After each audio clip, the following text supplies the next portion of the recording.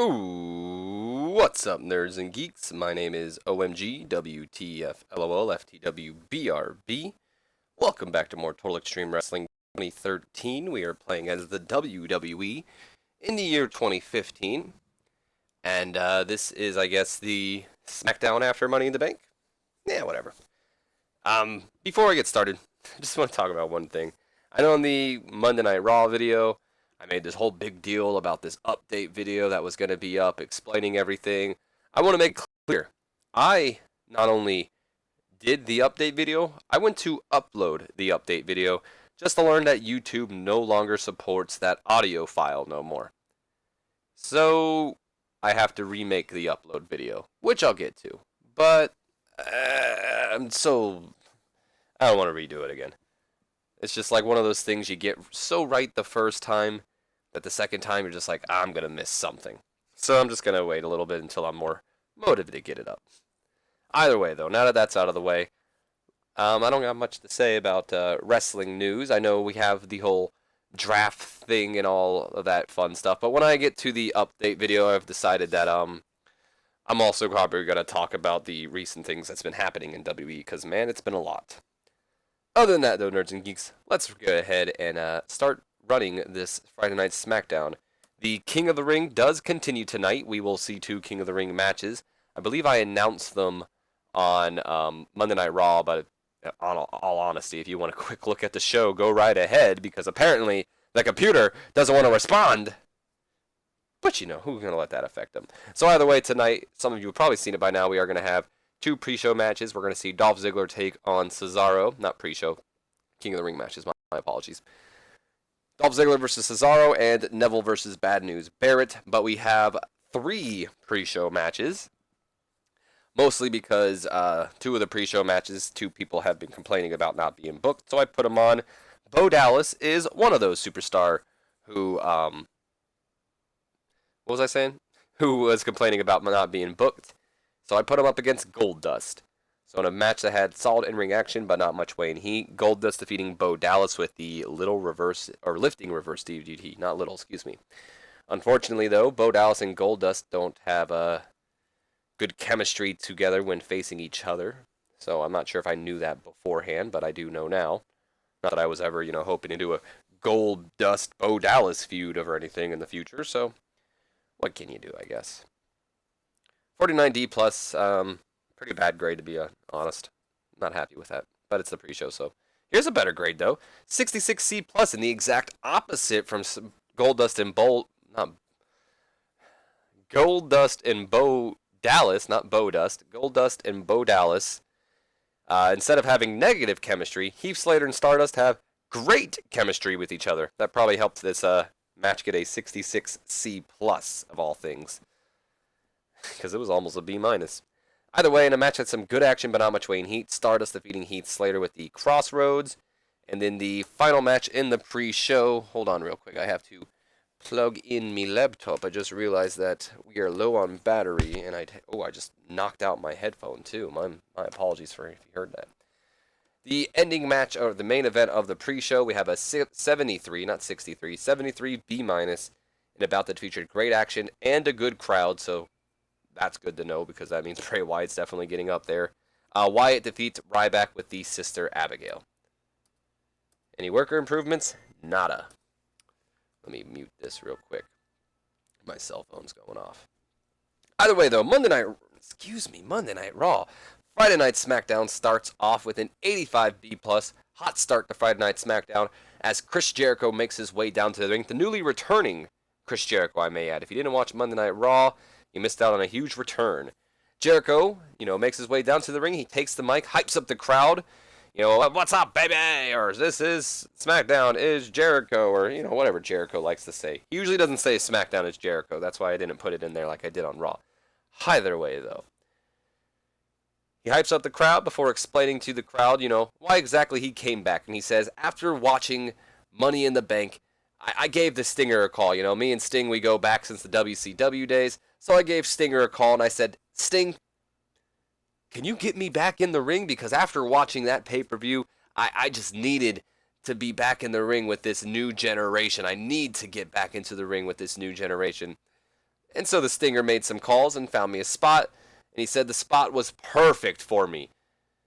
Little did I know that spot would be taken on to be taken that spot would be to take on, don't know why I was having such a hard time saying that, would be to take on Seth Rollins for the WWE Championship at Battleground King of the Ring, baby. And, Jericho just keeps going on about how he was, it was just a perfect spot for him and all that before Seth Rollins' music interrupts him and he makes his way down to the ring, being followed by the Bulgarian brute Rusev. And Rollins takes the mic and he says, Jericho, it's funny you mentioning wanting to take on this new generation. You see, I went ahead and spoke to Triple H, and since you think you can just waltz right into the WWE and get a title shot whenever you want just because of your namesake, tonight, Triple H and I agreed that you'll have to prove yourself. And that's why tonight, you'll be taking on the Bulgarian brute, Rusev, in the main event. And I would imagine Rollins kind of laughs it off while Rusev just, stands tall doing his weird arm pumping thing he does.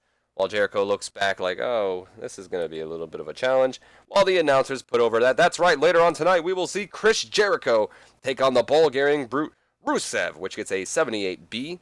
Also tonight, we will see 2 King of the Ring matches, as I announced earlier. Tonight we'll see Dolph Ziggler take on Cesaro in round 1 of the King of the Ring, which is a 62C. And coming up next, we'll see round 1 of King of the Ring as Bad News Barrett does not take on Kane. Why does it say Kane? That should say Neville. But thanks for the rating, I guess. Should say Neville, though, but that's probably why it did a 61C. Either way, coming back from the commercial break, we have Bad News Barrett in the ring as he lets everyone know that I've got some bad news for you, Neville. See, tonight, you think that you're going to win and go on to become King of the Ring, but I show you, just like I'll show everybody, why you're destined to just lay down here in the undercard or something like that. Obviously, I don't have anything written up, so I don't know exactly what Bad News Barrett would say. But pretty much just letting Neville know that the bad news is that I'm going to move on in the King of the Ring tournament while you don't. So we go to our opening match of the night, which gets a 59C, not too shabby. And a match with some good action, but not much weighing heat. Neville does indeed defeat Bad News Barrett, moving on to the King of the Ring tournament, and beats him with a red arrow. So Neville's also improving in performance, and we now know that Neville moves on to round 2, so let's go ahead and write that in. Neville versus either Dolph Ziggler or Cesaro, which we'll find out later tonight. So we have our opening bout right there, doesn't too pad, and then coming back from commercial break, we have a 25E, nerds and geeks. Not a good rating at all. David Otunga, I think I might have said this before, but we're probably going to keep you off the mic for a little while. Otunga just comes out doing this whole shtick, pretty much hyping himself and Curtis Axel up, talking about how they're the perfect tag team, how David Otunga's the smartest in-ring competitor, being brought from Harvard and all this stuff, and how Curtis Axel's the perfect seed, being the son of the legendary Mr. Perfect himself, yada, yada, yada, just hyping themselves up before they are interrupted by the returning team. Well, not returning, they returned on Monday Night Raw, but either way, the returning team of Kane and Big Show, who get a 51D+, not a great grade at all. We'll probably just leave you two on NXT for now. In an extremely short match, Kane and Big Show, practically a squash match. In fact, I believe this only got 5 minutes. Yep, 5 minutes. So it's a squash match, of course. Kane and Big Show defeating the perfect pairing when Kane defeated David Otunga with a monster chokeslam. So I assume Big Show would be in there as well doing the chokeslam. Only real thing out of this is David Otunga and Axel's chemistry, but Big Show's performance stood out as being good, so there is that as well. And then we go on to our next segment, which gets a 70C+. Big Show takes the mic after they're standing tall in their match, and Big Show says, Cesaro, kid, it's been a couple days since Raw, and neither Kane nor I have heard anything from you about our tag team title match. So here's the deal. You two got till the count of 10 to get out here and accept our challenge. So Big Show then starts to count down from 10, 10, 9, 8. I'm not counting down again for the uppercats, but there are no answer from the WWE Tag Team Champions. So then Big Show says, all right, we get it. But you'll come to regret that decision soon enough. Then Kane sets off the fire as the two monsters just look, well, to be honest, intimidating as all hell, I'd imagine. Not too bad, though. I wish it would have done a little bit better. Coming off of that, though, we go to a backstage angle of 55C-, as Stardust is backstage in his little room, and he goes on. Next week on Monday Night Raw, Stardust begins his quest to become the king of the cosmos. But unlike everyone else, I still don't know who will be my first victim. To find out, I must travel to the dimension known as NXT. To watch the charismatic Sami Zayn take on the royal Sir Nicholas Magnus. To battle it out for the right to be known in the history of the constellations. To be the first person to fall to the king of cosmos. And as Stardust continues going on, Goldust stumbles in. Of course, Goldust and Stardust are brothers, not only in real life, but storyline-wise as well. Goldust stumbles in, and he goes, "Go! Stardust! I've been looking all over for you, man. Where have you been? You haven't been returning my phone calls. Dad's been asking about you. Your wife? Don't let the dust go to your head. Trust me." Stardust then looks at Goldust and says, "I have no idea what you're talking about. I've got no family. And as far as you go, just like whoever wins this week on NXT, you're just history in the book of Stardust." And I'd imagine Stardust walks away while Goldust just looks off in confusion and all that. 55C-, not too bad if I do say so myself. We then go on to a match that gets a 61C. Some good action, but not much weighing heat. Leo Kruger defeating Jey Uso with the GC3, a submission move that I still don't know. We also had a little bit of interference from Luke Harper in this match, and Bray doing some good work ringside as well.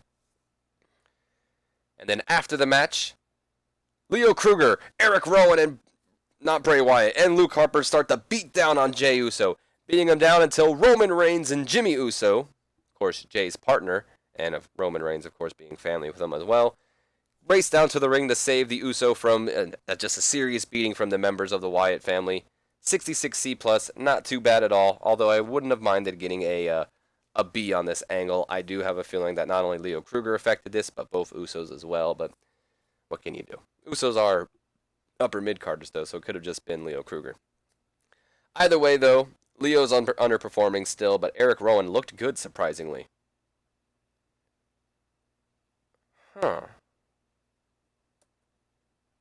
Out of everybody on this list, now guaranteed, all three of these guys are based off of Menace.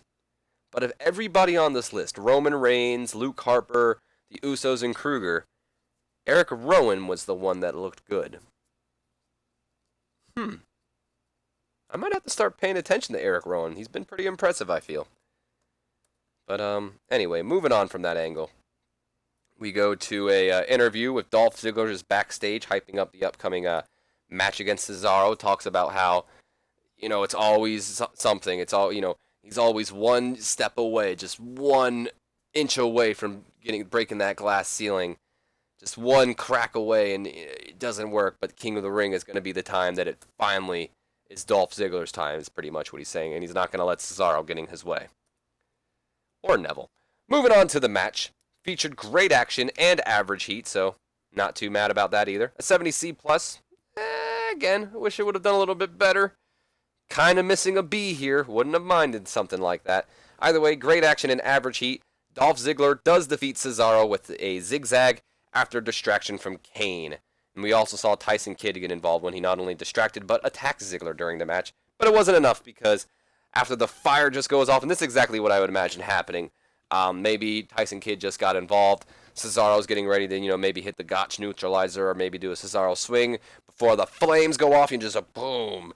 Big ol' cane flame. Cesaro turns around distracted, which gives Ziggler enough time to hit zigzag. 1, 2, 3, and we now know that it will be Neville versus Dolph Ziggler in round 2, along with Dean Ambrose and Luke Harper. And nothing too serious to note in the road agent notes there. So a fun match there. Moving to King of the Ring tourney on. And then we have a 75 B-, whereas, Kane and Big Show just continue the beatdown. Dolph Ziggler just won, but that doesn't mean Kane and Big Show, because the Uppercats, they promised them, were going to regret it. So not only did they cost Cesaro his chance in the King of the Ring tournament, but Kane and Big Show beat down on the tag team champions just for an added extra, insult to them. Accept our challenge, basically. If you're not going to accept our challenge, you're going to pay for it.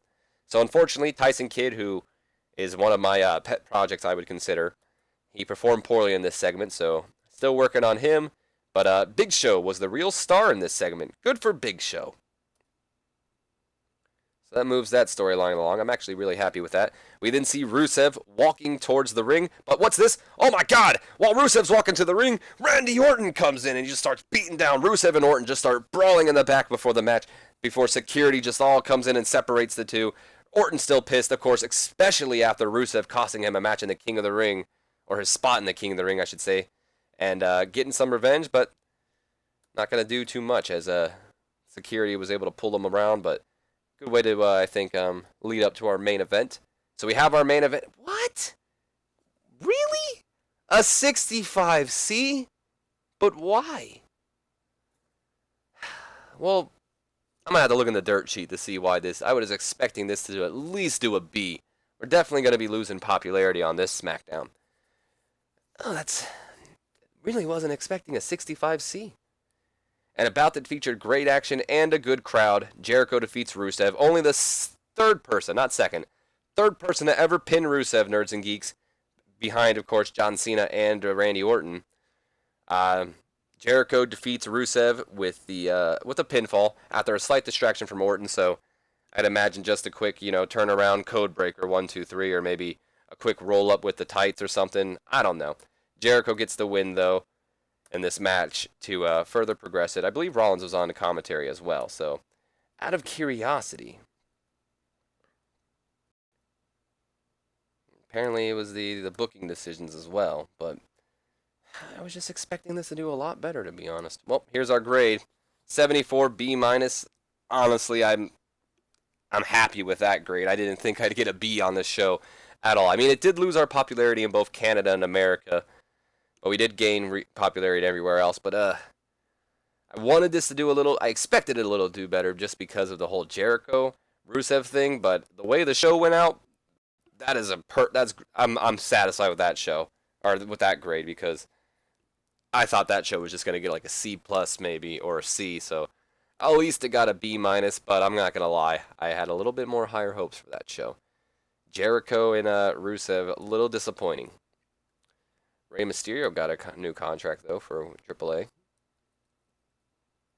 Oh, apparently Nia's been putting on some muscle. What? Sexy Star Lucha Underground rant.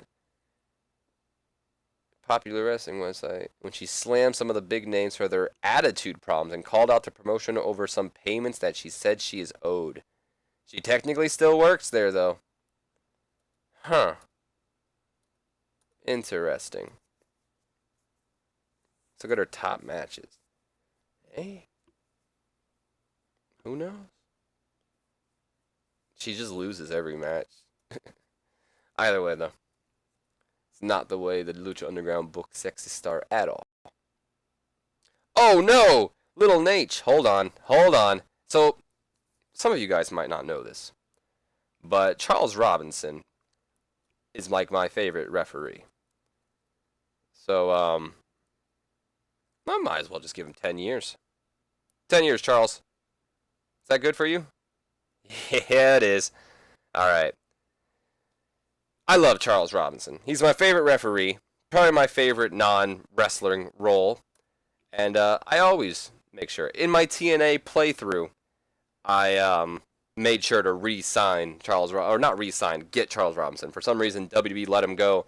I said, and I re-signed him. Do we want to re-sign Jay Bronson? How much longer do you have? He's the NXT Intercontinental Champion. Not my NXT Intercontinental Champion, of course, but their Intercontinental Champion. So, his contract is coming up. How much longer? Oh, it's not going to let me know. That sucks. Well, Jay, it's going to be longer than a week because I want to see just exactly how well he's been doing. Let's see his progress so far. Has he been getting any better anywhere? He's gotten better in hardcore, but that doesn't really matter to me. Definitely needs to work on his in-ring, I feel. His performance isn't too bad. Getting better in power. Has improved in the microphone and in charisma, so there is that. We might keep Jay Bronson around. I'll have to look until once we, end the month next week just to see where he's at. But other than that, before we end off this episode, of course, I'd like to check out the storylines. See how this is all going down.